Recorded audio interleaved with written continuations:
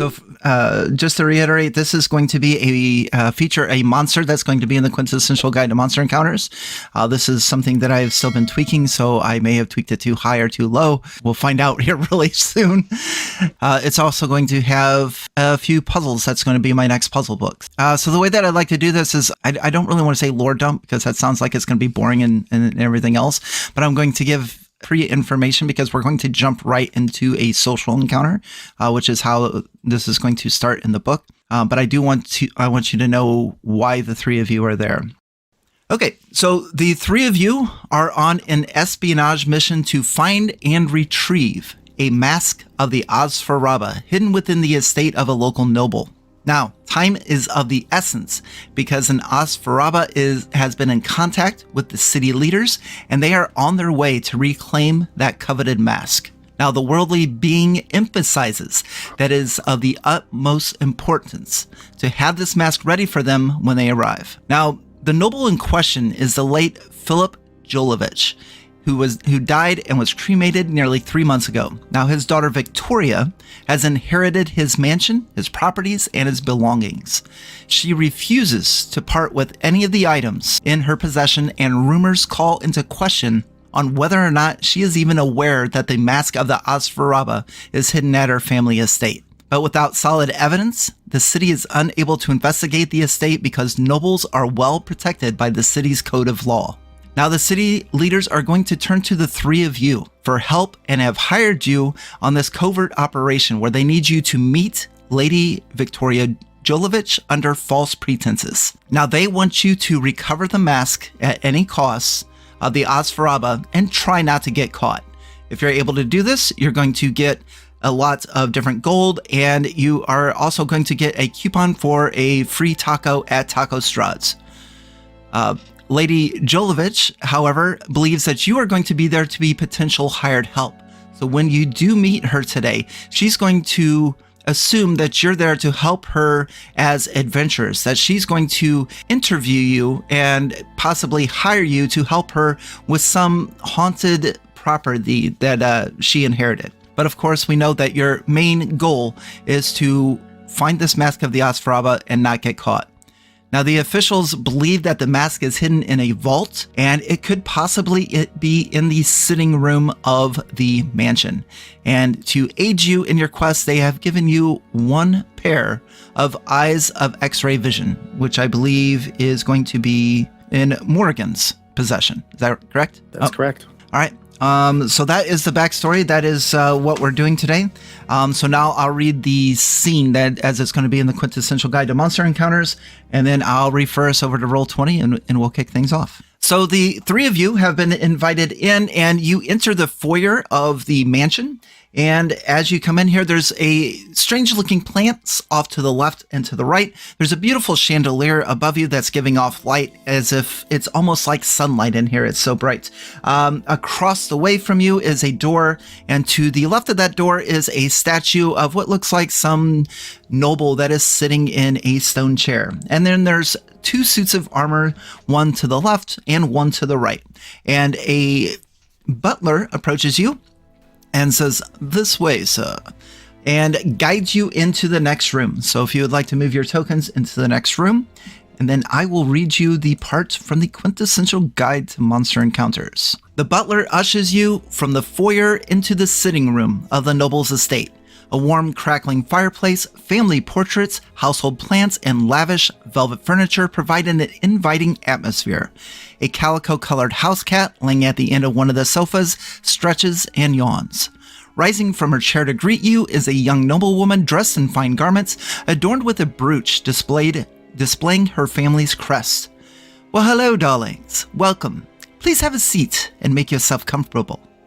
The noblewoman sips from her wineglass and glances over at an ornate urn on the mantle above the fireplace. She then looks back at you, smiles, and says, "Dinner should be ready shortly. In the meantime, let's get to know one another. Some wine or drinks, perhaps?" And with that, she will introduce herself. "By the way, my name is Victoria Jolovich. I have inherited my father's mansion, his estate, and everyone else. And I've been told that the three of you are great adventurers that will be able to help me solve a few problems in the properties I have inherited. But enough about me, of course. And she looks over in your direction, Morgan. And you are, darling. Good day. Yeah, I'm Morrigan. And in real life, I am Jordan, or Flutes of the Flutes Lute YouTube channel and website. And then I'll go back to Morgan. Yeah, I'm somewhat of a traveler, and I'm just trying to figure out ways to show people more the natural way of the world and not trying to stop overpopulation and, crowding together too much. Do you like, my favorite bard is Usher. I don't know if you've heard of him, but he's a fantastic bard, and I'm happy to be here as I look up over her desk. I've not heard of this Usher that you speak of, but I can only presume that he has mad beats. Very good. And for halflings to be concerned about overpopulation, no offense, but your size is welcoming to pack a few more of you in, if you know what I'm saying. You would think so, but no, those there. I come from a big family. That's all. Well, it is a pleasure to meet you, of course. Thank you for coming. Hopefully dinner will be to your liking tonight. And then she looks over at you, Diggy, and says, and you are? Digbert Babelstein Smith at your service. But you can call me Diggy. I am Dennis, who will be playing Diggy tonight, and I run the Okayest DM YouTube channel. Diggy is, you can't tell on first glance whether he's a gnome or a goblin, but he has the telltale pointed ears of both species or ancestries. He's wearing like sort of this patchwork armor, but he also has a bag with several papers and books spilling out of it, as well as a maul that is about as big as he is, and it looks like it would wield him easier than he would wield it. I'm just here to, meet some of the nobles. I've been trying to make some connections and find out a little bit more about myself. You've never heard of any strange species from tundras, either to the far north or somewhere? I can't say that I have. Digbert, you said? Diggy. I prefer Digbert, if you don't mind. But it is a pleasure to meet you, and sorry I haven't heard of the Frozen North. Maybe, perhaps I lacked in my studies or what's not. And then she kind of just like ushers and moves her eyes over, moves her eyes over to you, Dr. Miraculous, and you are. So you'll see Dr. Miraculous looking at the ornate design of this place, and he's kind of touching the frame of the door, and he whispers probably to himself that this is bigger than most of the venues I've performed at in the past. What a lovely mansion. And then he'll realize he's being talked to, so he'll look over at everybody and say, "Ah, yes, Dr. Miraculous, at your service, stage magician extraordinaire. I will have some of that wine. And my name is Bob, and I run Tabletop Bob, the D&D live play channel." Fantastic. And a big thank you to everyone for joining me today. I appreciate it. Be sure to check out these YouTube channels. There will be links in the description below, and like and subscribe, of course. And I will say Diggy Smalls is actually my favorite bard, so it's interesting that you brought that up, Jordan, that your favorite bard is Usher. Dr. Miraculous is also wearing a tuxedo, tails and all, and he has a long mustache that kind of bleeds into his mutton chop sideburns. He's probably about 40 years old. He's a human, but at closer inspection, you could see lots of gray hairs sneaking in. The tuxedo's a little bit shabby. At first glance, it looks pretty decent, but he could use maybe a tailor. And with that in mind, she'll look at you, Dr. Miraculous, you say? That's your given name, or is that perhaps a name that you have given yourself? Aren't all names given? I suppose. And it looks like those clothes might have been given to you, perhaps passed down or something. They don't look like they fit. Just pointing me out, of course. It's all part of the act, madam, I assure you. It's all part of the act. Very good, very good. So please come in, have a seat. There's much to talk about, a lot to discuss, and of course I'd love to fill you in on things that are going on. Dinner will be ready shortly, so hopefully everyone is ready and have come hungry, of course. And if you would move your tokens to where you would be sitting. She is on a sofa that you can see on the map, which is against the far wall. And to her left is a calico-colored cat that noticed all of you coming into the room, kind of just stretched, yawned, looked up. And then once one of you comes over and sits on the sofa, it kind of just looks at you and moves off. It's like, and gone. Diggy looks visibly disappointed as the cat moves away from him. He wanted to play with the cat. I'm sure. Yes, he did. Wally, I was looking at Roll20 just now. Uh-huh. Was that a cat sound effect you played, or was that you? No, that was me. Oh my It was very goodness. good. Mm-hmm. That's such a good cat noise. Wow. Thanks, man. So I put cats in all my games. Dr. Miraculous and Morrigan both have decent passive perceptions, so we'll start with the two of you. So at just at first glance, some of the things that you can see in this room, directly behind you is a kind of like a mural of a wizard tower, some type of painting that was done on the wall. There's a few different plants in here that look, they have like really thick leaves and look fairly strange. There are two paintings along the north wall. There's one that seems to be some type of a family portrait, and then the other one seems to be a portrait of a nobleman and a cat that very, very highly resembles the cat that just moved off the couch. And then, of course, we have a crackling fireplace that's providing warmth and some light with an urn on top of it and two plants to the left and to the right. And with that, I shall look at you. So, this job I have for you, are you familiar? Are you able to, how do I say, clear out ghosts? Ooh, It's actually our specialty, I believe. Your specialty? We have lots of experience clearing out ghosts. Morgan's looking confused. I keep quiet. Well, that's good. That's she takes out like a little pen and paper and she like starts writing as if she's like analyzing. Sets it down. How rude of me, of course. Perhaps I should ask, do you have any questions for me? Yes, I have a few questions. First off, you newly acquired this home, or is the home that we're searching a different place? Yes, it's actually was an asylum at one point, I believe. And my father owned it. He passed away about 3 months ago. He left me the deeds to all of his properties, and of course I can't go in and rid some of these abandoned establishments of what might be inside, so that is where you come in. Yes, but I have a decent amount of property, and if it's coin that you're worried about, don't worry, I will pay you handsomely, of course. I'm sure you've heard of taco strads, perhaps?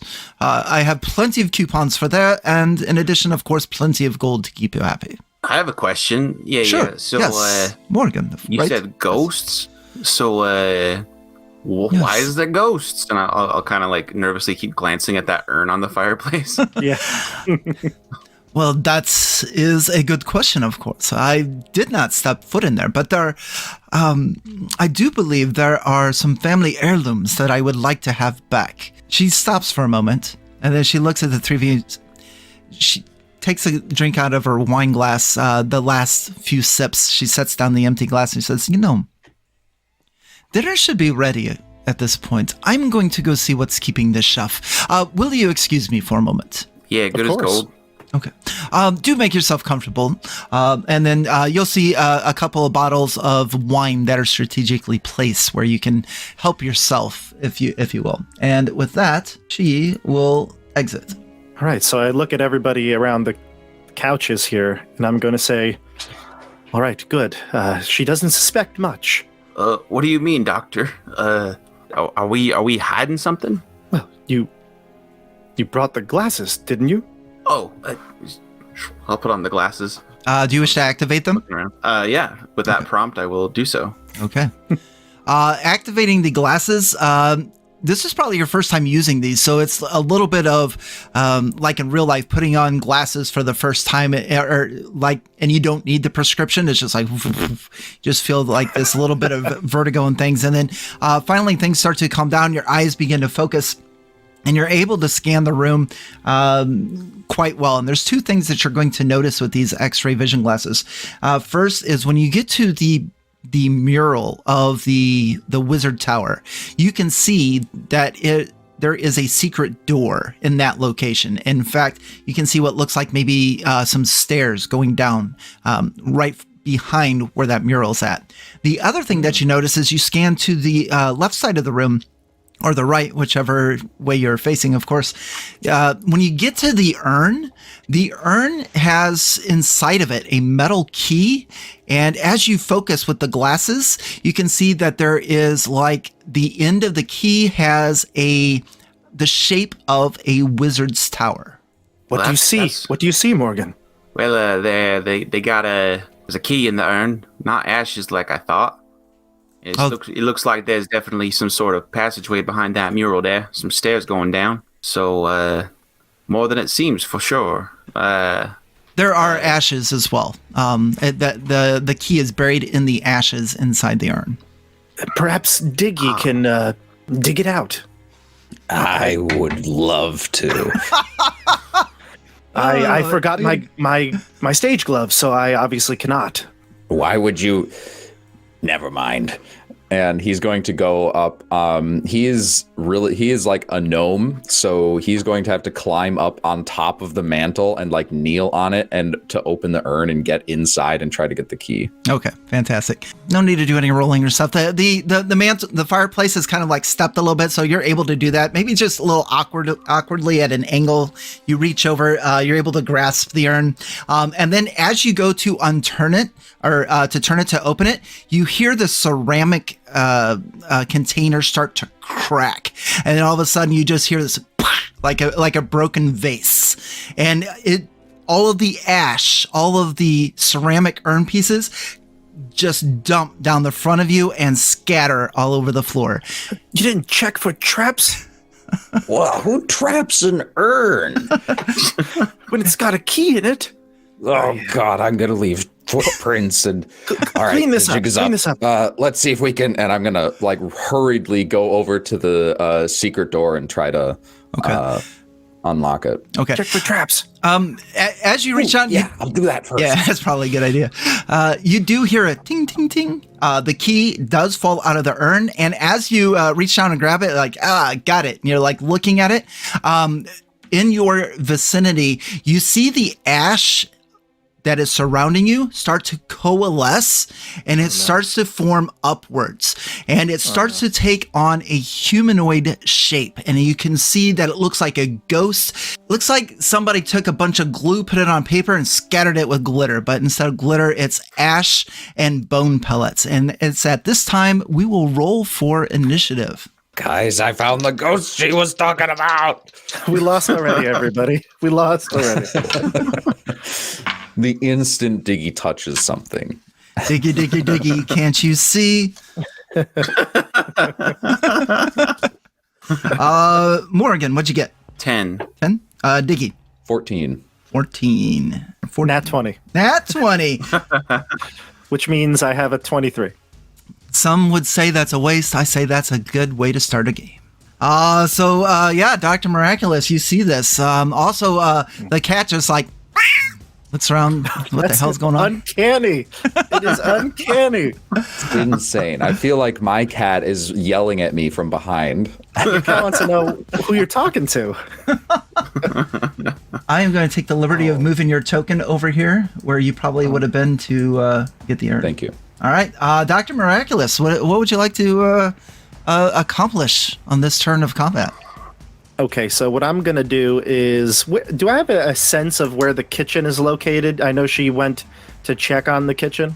You do not. The only two rooms that you're familiar with is this room here and then the foyer that you came in. And the foyer only had one other door. Gotcha. So I would assume it's through that foyer that there's a kitchen. That's where she went? Okay. Right. So I'm going to get up from my chair very shocked at this creature that's just formed here, and I'm going to take a few steps back, and I'll say, I'll keep an eye out for Victoria. What? Handle Where this. are you going? I will help, though. I'm going to say, nice trick, but I have a few others up my sleeve, and I'm going to use Vicious Mockery. Let's see if some psychic damage will work here. Okay, fantastic. That is a saving throw for the creature, I believe. Yep, Wisdom 15. Wisdom 15. That is a 12, so that'll be failure on its part. So what do you whisper or what do you say to this thing? I will say I performed greater tricks when I was just an apprentice, and then I'll do only, unfortunately, 3 damage. Okay, no problem at all. Is there any other effect with Vicious Mockery as far as? Or Yeah. So if it failed, it did fail its save, right? Obviously, correct. yes. So it's going to have a disadvantage on the next attack roll. Okay. That it makes on its turn. All right, next attack roll. That may come into play. Very good. Anything else on your turn? That was it. I'm going to just keep I'll stand at the doorway and keep an eye out for her. I'll keep the door slightly open so that if I have to, I can distract her. Okay, very good.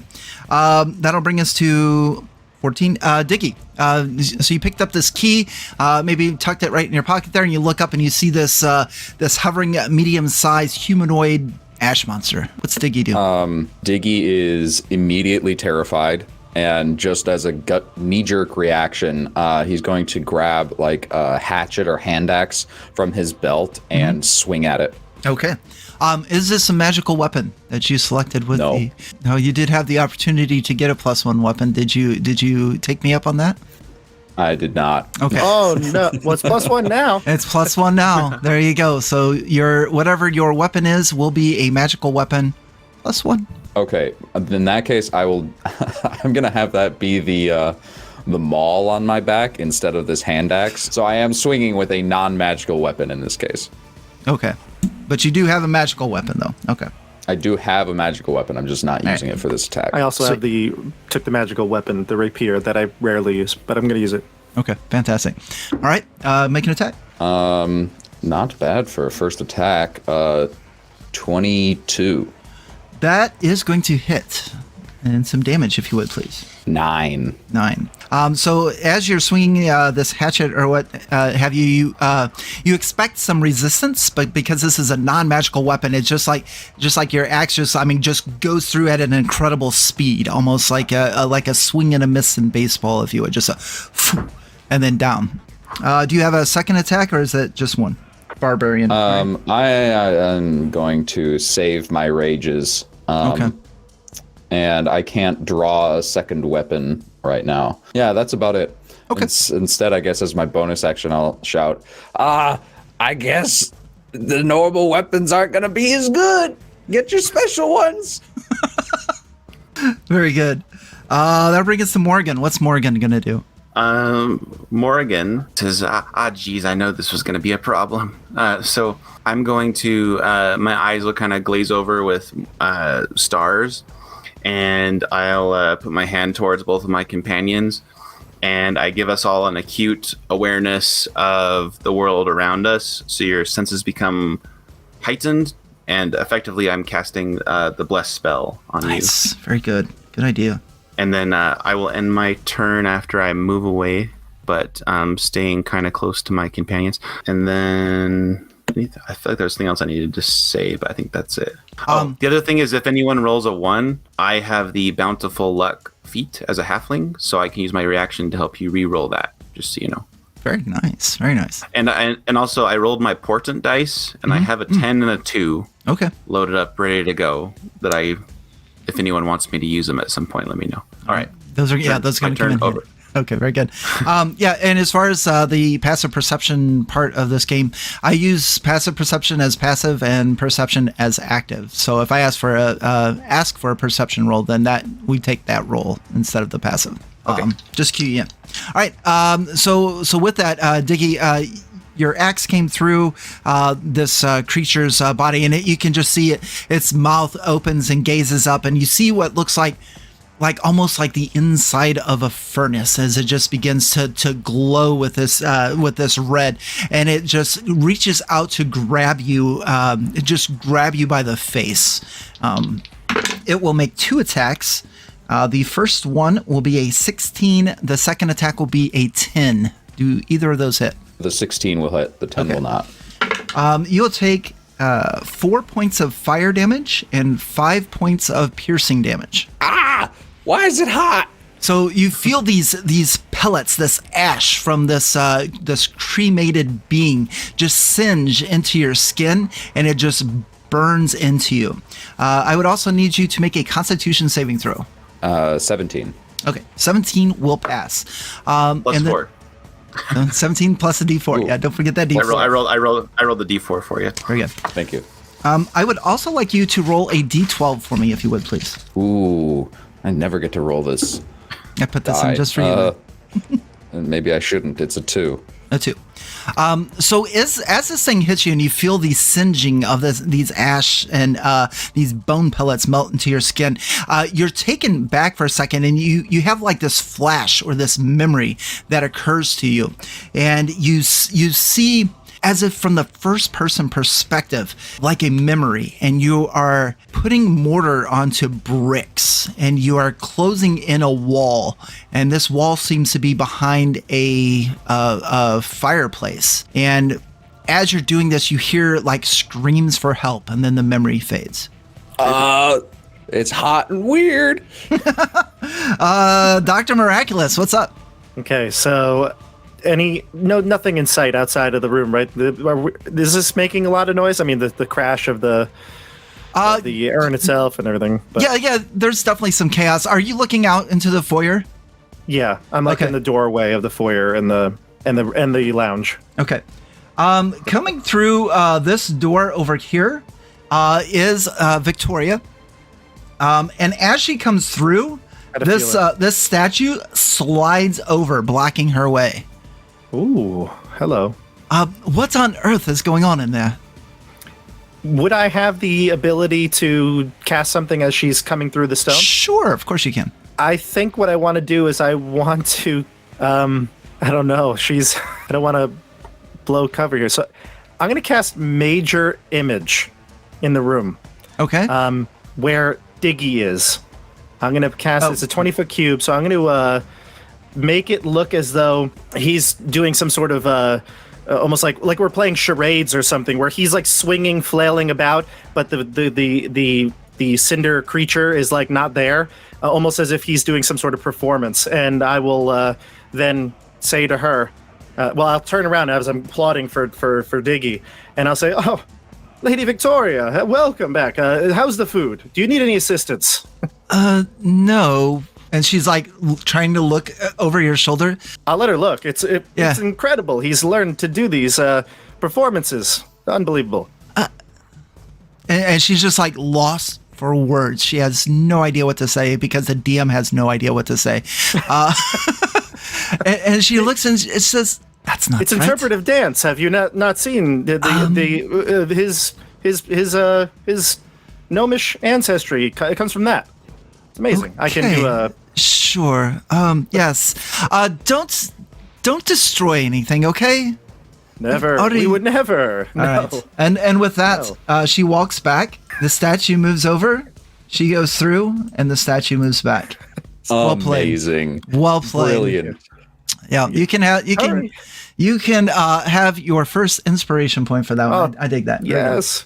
Hurry, Diggy. Let's finish this now, quickly. All right. That's going to encompass all of your turn and all of your future turns. Yeah, I got to keep it up. So concentration. Diggy. I'm going to drop the hatchet and take out my maul. And seeing as it's bigger than me, and I'm a small creature, I'll have disadvantage, but I'm going to make this a reckless attack for a straight roll. Okay. Very interesting. I love it. Amazing. 26. Oh, that's definitely a hit. Roll some damage. 12. All right. So this time you get that maul and you can actually feel some resistance. You can feel the magic of your weapon as it kind of tears through whatever undead creature this may be. I also forgot we were level 5, so I'm going to attack again. Yeah, that's what I was thought. wondering. That's what I asked you earlier. Yeah. Like, I'm going to save it. It's like, you can save second attack. No, that was just me being. Oh, okay. Very good. Yeah. Still waking up, I guess. Yeah, no problem, man. But this is definitely going to miss with a 10. Yes. Yep. No, that unfortunately be a miss. So, yeah. So first one goes through, you feel it, and your eyes are just like, you get eager, come back on the other one, and no go. Anything else on your turn? So as Diggy swings his maul just double hand over as hard as he can down into the floor, the floorboards crack a little bit, and then the momentum of the maul carries him through the ghost, and he'll move to the other side. Okay. That brings us to Morrigan. What's Morrigan doing this turn? Let's see. Diggy, did you use the bless D4 by the way on your turn? No, And I did it keep matter? forgetting that. So that would have been a 12 to hit. Yeah, that would have just barely missed. Okay, cool. I am going to hold up my hands, and they'll start to kind of freeze over, and then I'll do like a blast of cold energy at this ashy apparition and get a critical hit. Ooh, nice. So the way that I would like to do that is that will be maximum damage. Oh, sweet. Ooh, nice. That'll be... I'm pretty sure it will resist this, but 12 cold damage then. No, it will take all of the cold. And you also get to roll your regular damage. Oh, okay. So it's 12 plus 6, 18 cold damage. All right, very good. So you freeze a section of this, and you can just feel it, just like radiate this heat as you do that, and an entire like midsection of the creature just turns like an ice cold blue, and you watch some of the pellets in the ash, like something took a chunk out of the side of it and just kind of falls and scatters on the floor. It is going to use a reaction against you. And you feel this ash as just come at you like you just stepped out into a windstorm, and there's just shit blowing everywhere, and you feel the furnace of heat. I need you to make a dexterity saving throw, please. Dexterity, I think that's an 11 plus my bless, 15. Bless is really going to help you on this. You'll take 6 points of fire damage. Yeah, that does help a lot. Awesome. Yep. Like fire extinguisher this thing. Yeah, that was good. I like it. Let's see here. So that will bring us... is that the end of your turn? Let me just check my positioning. I want to make sure that I'm in range if I need to help Diggy with a nat 1. So I'll move there and end my turn. Okay. The creature's still going to focus on the one that opened the urn. So it's going to attack Diggy once again. That will be an 8 on the first and a dirty 20 on the second. I'll remind you, it does get advantage because I reckless attack. Oh, wow. Okay. Actually, we're going to cancel that out because there was a vicious mockery that I believe that went through at one point that I forgot about. So we'll cancel out that advantage. Yeah.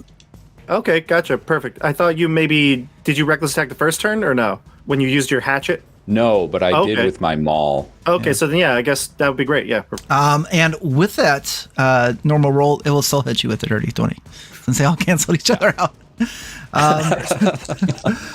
So that will be 1 point of piercing damage and 4 points of fire damage.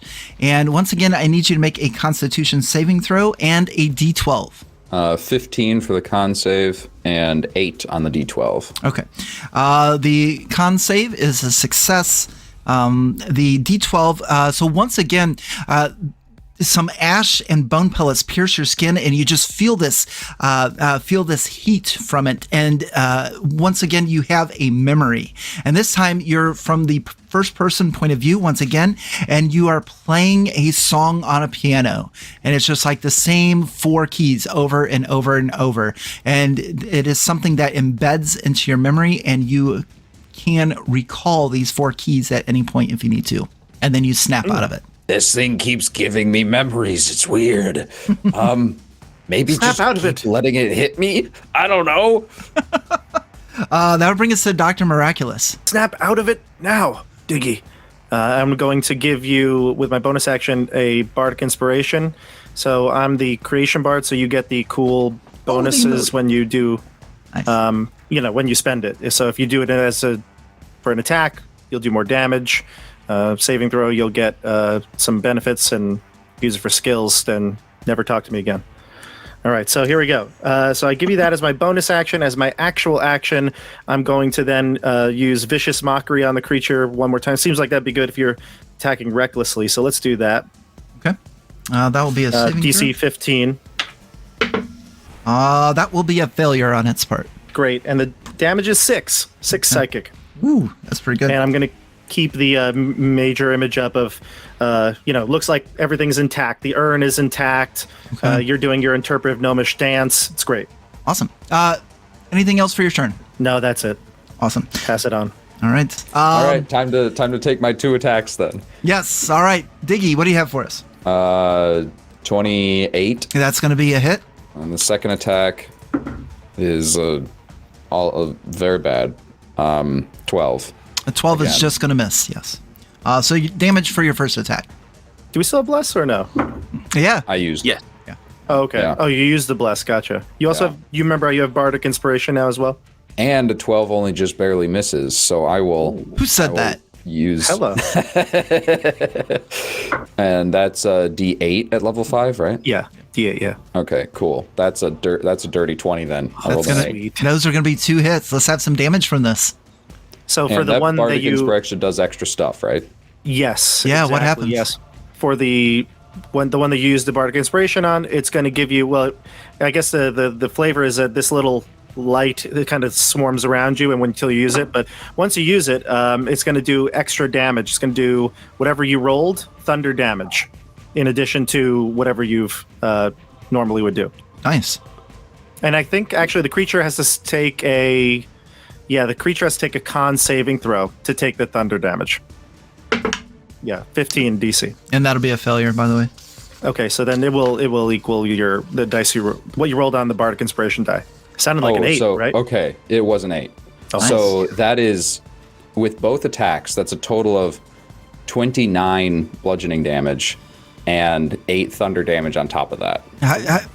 Are you coming over the top again, or how are you swinging this maul? Just for flavor, Diggy misses entirely with the second one, and it lands in the floor and like angers itself, and he himself swings around and just like with the handle just cuts this ghost clean in half. Nice. Yeah, and as you do that, you feel the just give way, and you just, all of this ash and these pellets just start to swirl, and you just feel it kind of just explode out, just as if the inner core of it just erupted. And this thing has been dealt with. We will exit initiative. Very well. Nice job, you guys. Did you have to break the floor too? I'm sorry, it's just kind of what I do. I figured the jig was already up. But no, you impressed me once again. That was insane. Can you, looking at the illusion of me dancing next to me, can you turn this off? I imagine he's got the what's it called, the little rod that has the tassel, the long tassel. Nice. Like in old school, he's like doing little flips and frolicking, and I'm just gonna keep it up. I'm not gonna change anything. The urn is there, the floor is perfect, and the fireplace is all intact, and you're dancing. All right. Keeping it going. I got this, and I'll pull the key out, but I also got, I don't know, when the thing hit me, it gave me memories. I think at some point, it, or whoever's memory I got, they were playing these notes on a piano, the same ones over and over. It was really creepy. But they also bricked someone in behind a fireplace, and I'm going to turn around and look at the fireplace behind me. Does that look like the one from the memory? It does not. I don't think it was this one though. Morgan, you're a master of the arcane. Do you know any of this?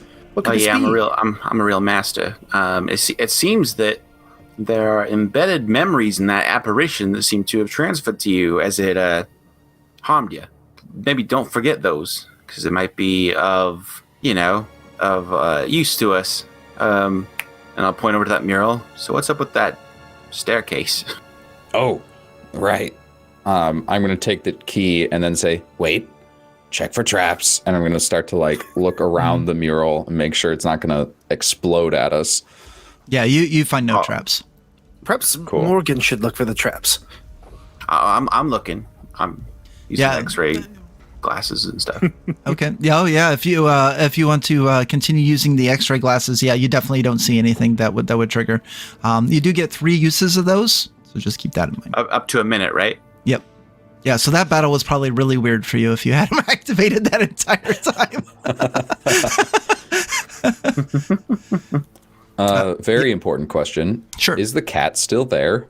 It is. It's just staring at you with its head cocked to the side, just like, what's going on here? It's familiar. It's familiar, isn't it? It starts pawing through the ash, kind of just like looking for something.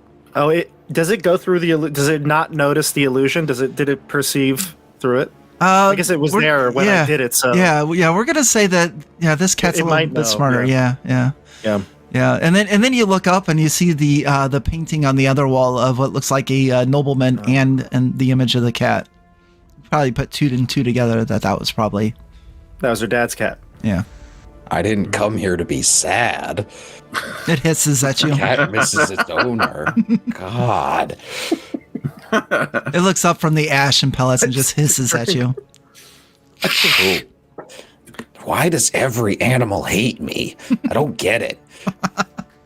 Perhaps the cat knows more than we would think. Perhaps the cat knows something about the mask. Well, I'm not going to ask it. Diggy, this is your chance to get an animal on your side, you know? Here, kitty, kitty, kitty. Make an animal handling check with triple disadvantage. I've got candy for you. As expected, 3. Okay. Yeah, it doesn't like you. It doesn't like any of you. It doesn't seem at this point. All right. Well, we only have a short period of time before the dinner's ready, I'm sure. I sniff the air.